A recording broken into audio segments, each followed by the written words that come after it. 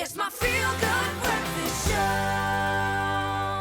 Welcome back. You're live with Expresso. Time now to connect with the parents out there. The journey to finding self-confidence. Where does it actually begin? In what is found for some of us, I think this is going to be a different journey for all parents. And parent coach Laura Markovitz now joins us to give us a little bit of advice on this topic. Look at the smile on my face, seeing Laura's beautiful face. So good to connect with you. It feels like an age. How are you, you wonderful human being? Good. It's lovely to be here with you all. Well, here-ish. Yeah, we get it, man. We get it. It would be so cool if you could actually be here. We actually just had it would be wonderful. Graham had this review of this animation, which was just absolutely wonderful. Magical, and yeah. there was so many notes in there with regard to, this is a rat, of course, that thing. But there was a lot of sort of aspects in self-confidence, yes. And I think it's a nice segue into what we want to chat to you about. And this is why we bring you in, Laura. I wish you were here, as mentioned. But we're going to have to take it for Zoom. But what do you mean when, let's just say, we're talking about self-confidence in kids? Because when you look at kids, they just look like they're bouncing around and confident all the time. But when you actually hone in on self-confidence, what is that meaning there for you? Yeah. So, I mean, sometimes they're bouncing around and sometimes they're actually struggling. You see some kids, it's really hard, going to do something at school or having to do hard things that aren't just playful, or doing things that seemingly come easily to them. So when we're talking about self-confidence, we really are talking about kind of a trust, a faith in ourselves that we have an ability to do things. And often that concept gets kind of conflated with self-esteem.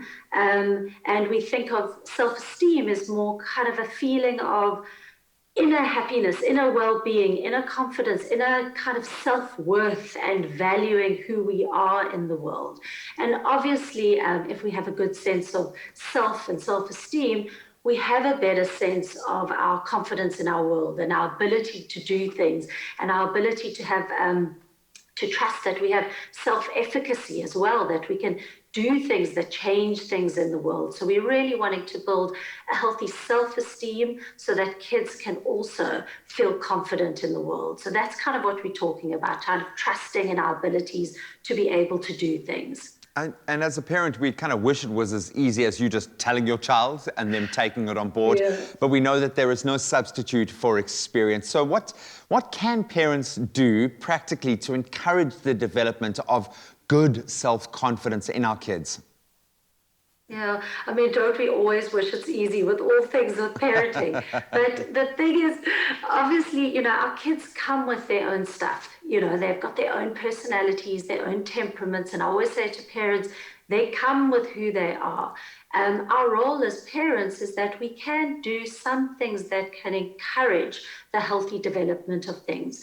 And that's really what we're thinking about when we're talking about these sorts of things. So they're not everything. We've got to remember our child is who they are.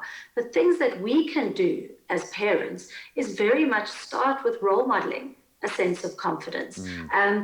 When we are having to do hard things, that doesn't mean we have to pretend away our worries or our anxieties about doing it. We can acknowledge those, talk about those sorts of things, but actually role model kind of doing things with a bit of confidence so that our kids see that, because they are always learning from us.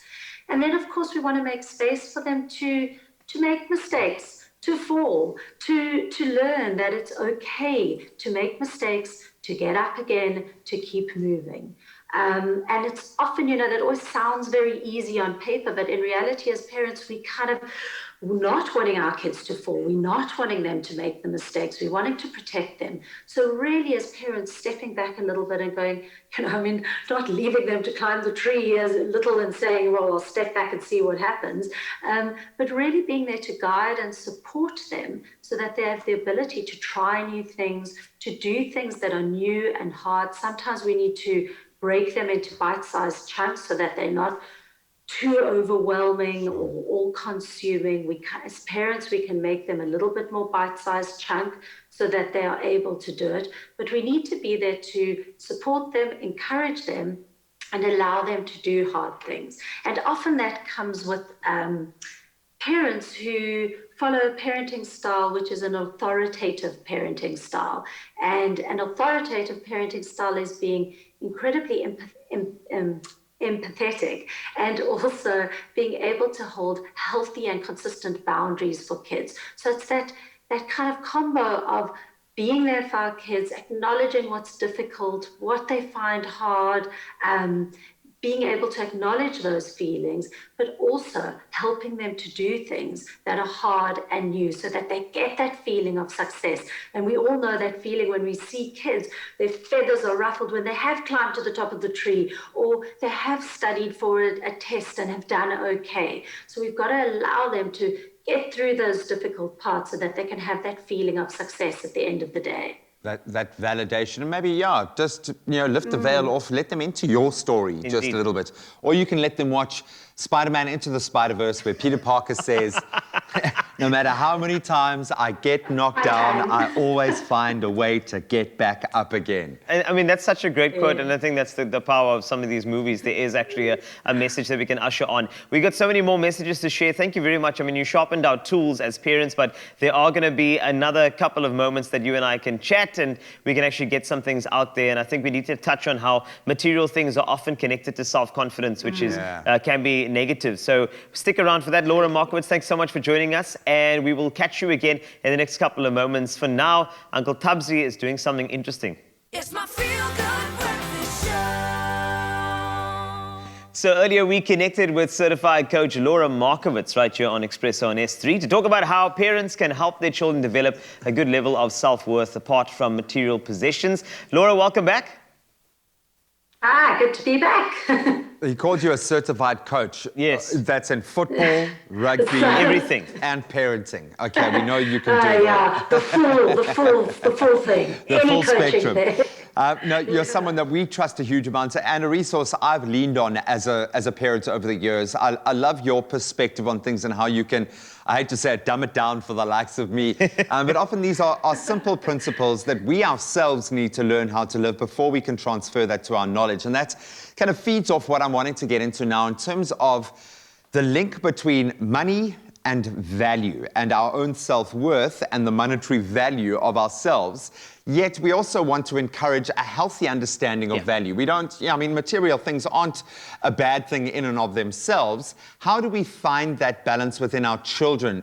Make sure that they're not too materialistic or that their self-worth isn't too tied into money, yet they also have a good sense of value so they can have that aspiration and the drive to be successful.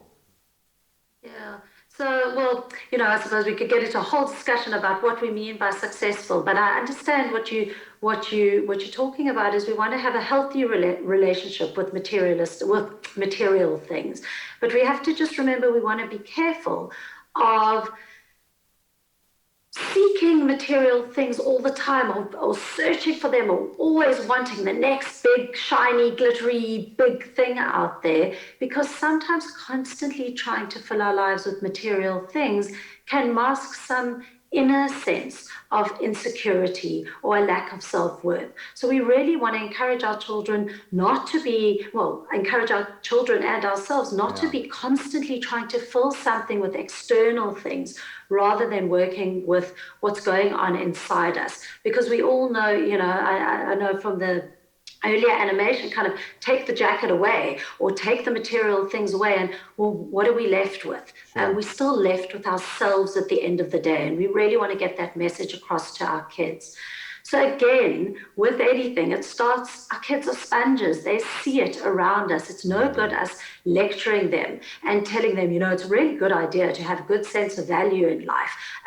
When we are constantly buying, and trying to accumulate. So we've got to actually role model a sense of value. And that comes from basic things. That comes with who we are as people, how we relate to other people, what we do, what they see us do with the money that we've earned, what we've done.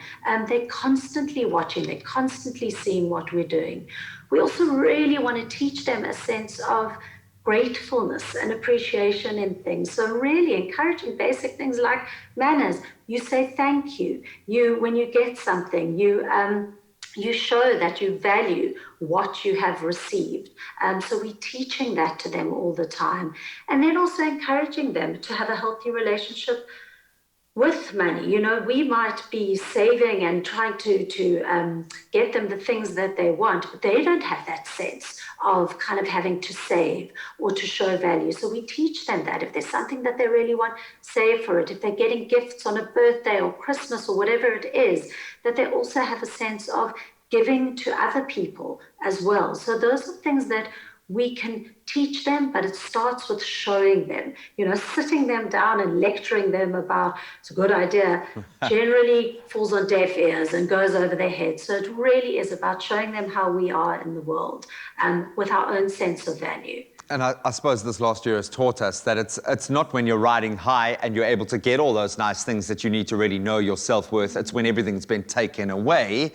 That's when you, especially in our game, which is a confidence game, you need to know your self-worth when it's not attached to money or those sorts of things. Yeah. Yeah, the self-confidence, it really is a big thing, especially, yes, in our game, because, you know, when you have kids, they see you, that you do your thing, they say, hey, you know, you're going to TV, you're going to radio, this is going to be, you know, this is how you're going to find yourself. But I keep on having to tell the kids, when it comes to authenticity, that's actually a lot more important. You know, they'll tell you, hey, why don't you upgrade your car? I'll be like, well, you know, I paid for the car, so why do I need to upgrade? It's my vehicle. So it's about modeling those centers of value with them. But it's also about yourself. And we live in a world of social media, let's be honest, where a lot of those benchmarks are all over the place. So I wanted to just ask you very quickly, how do we help our kids find their own frequency in a world where there are so many different outside influences that determine and say this is the way value should be?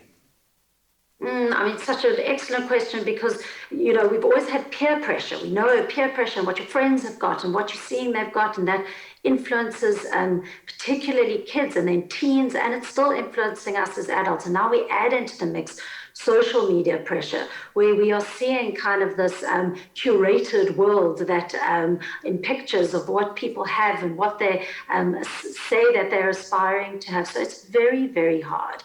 And I think what we can do at best, and we obviously cannot control our children and how they're going to be, but what we can do is get them to be critical thinkers about it. Talk to them about what they are seeing.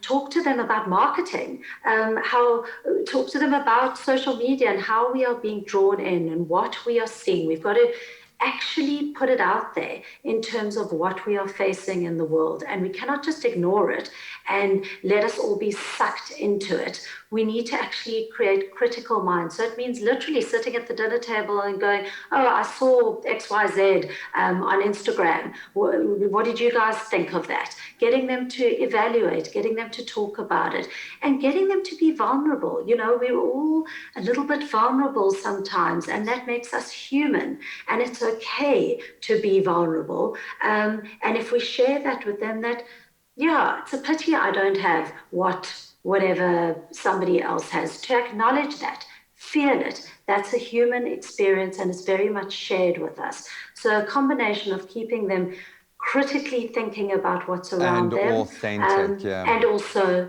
keeping them authentic. I absolutely love that. Thank you. I'm feeling a little bit vulnerable now for having opened up with you, but I think that's maybe where it starts, is, especially with us men, is showing a little bit of vulnerability so they can model that behavior off you. Laura, as always, you are the coach of everything, and we love you. That was a wonderful discussion. Thank you so much for your time. Have an amazing day. Thank you. You too. Good to be here. Bye.